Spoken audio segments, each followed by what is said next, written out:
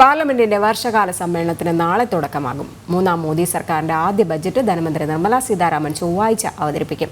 ക്രിയാത്മകമായ ചർച്ചകൾക്ക് സർക്കാർ തയ്യാറാണെന്നും സമ്മേളനത്തിന്റെ നടത്തിപ്പിന് എല്ലാ കക്ഷികളും സഹകരിക്കണമെന്നും സർവകക്ഷി യോഗത്തിൽ ആവശ്യപ്പെട്ടതായും പാർലമെന്ററി കാര്യമന്ത്രി കിരൺ റിജിജു പറഞ്ഞു.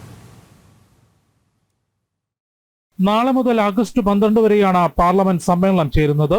മൂന്നാം മോദി സർക്കാരിന്റെ ആദ്യ ബജറ്റ് ചൊവ്വാഴ്ച ധനമന്ത്രി നിർമ്മല സീതാരാമൻ അവതരിപ്പിക്കും. സമ്മേളനത്തിന് മുൻപായി ഇന്ന് പാർലമെന്റിൽ സർവകക്ഷി യോഗം ചേർന്നു.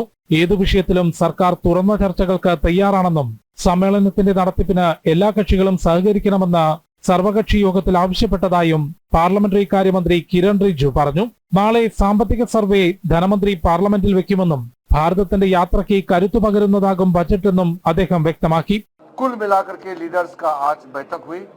हमने डिटेल में सारा पॉलिटिकल पार्टी के फ्लोर लीडर्स से उनका मत को लिया, सुझाव को लिया, हमने नोट किया और आग्रह भी किया कि हम मिलके बजट सेशन को अच्छी तरह से हम चलाएंगे और पार्लियामेंट को सुचारू रूप से चलाना ये सरकार में जो है उनका भी जिम्मेदारी है और विपक्ष में जो सदस्य है उनका भी जिम्मेदारी है.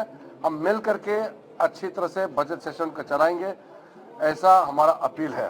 വ്യോമയാന നിയമ ഭേദഗതി ഉൾപ്പെടെ 6 ബില്ലുകൾ ഈ സമ്മേളന കാലയളവിൽ സർക്കാർ അവതരിപ്പിക്കും.